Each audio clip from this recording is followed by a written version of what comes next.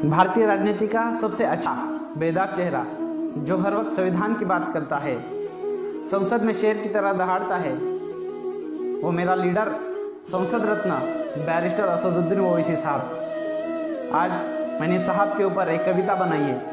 अगर वो कविता आपको अच्छी लगी तो मुझे लाइक, शेयर और कमेंट करके ज़रूर बताइए।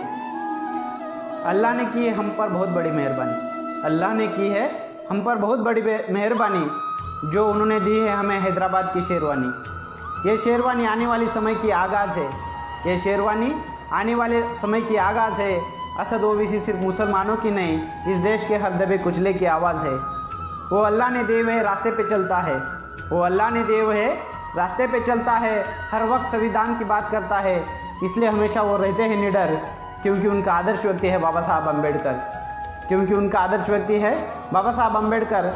इस देश में कुछ भी गलत फैसले होते हैं, इस देश में कुछ भी गलत फैसले होते हैं तो सबसे पहले असद साहब खड़े होते हैं। फिर चाहे वो रोहित वेमुला और अखलाक की मौत हो, फिर चाहे वो रोहित वेमुला और अखलाक की मौत हो, कन्हैया कुमार की बात हो या बाबरी मस्जिद की शहादत हो। जब संविधान के खिलाफ जाकर दिया था आर्थिक आधार पर आरक्षण, जब संविधान के खिलाफ जाकर दिया था आर्थिक आधार पर आरक्षण, तब भी उसके खिलाफ बोली थी एक ही जुबान, वो थे हमारे असद भाईजान। ट्रिपल तलाक का मसला बहुत बड़ा था, ट्रिपल तलाक का मसला बहुत बड़ा था। मेरी शरीयत में दखल अंदाजी मत करो, इसलिए असद भाई सबके पास जाकर गिड़गिड़ा था। किसी ने साथ नहीं दिया, किसी ने साथ नहीं दिया, इसलिए खुद की बेटी की शादी छोड़कर वो अकेला इंसान अपनी पार्लियामेंट में बात रखने को खड़ा था।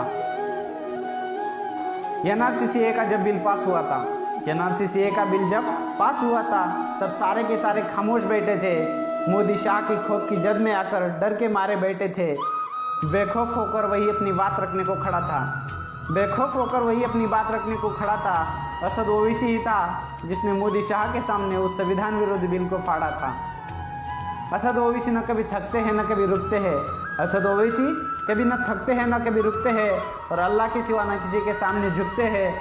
फिर भी हमारे कुछ गद्दार उन्हें बीजेपी का एजेंट कहते हैं। जो असद साहब को बीजेपी की बी टीम या दलाल बोलते हैं, मैं आखिर में उनके लिए एक ही कहना चाहूँगा, वो आया है सोई हुई कौम को बेदार करने, वो आया है सोई हुई कौम को बेदार करने, वो आया है तुम्हारे हक की लड़ाई लड़ने। अब न समझो तो मिट जाओगे दलित मुसलमानों, अब न समझो तो मिट जाओगे दलित मुसलमानों।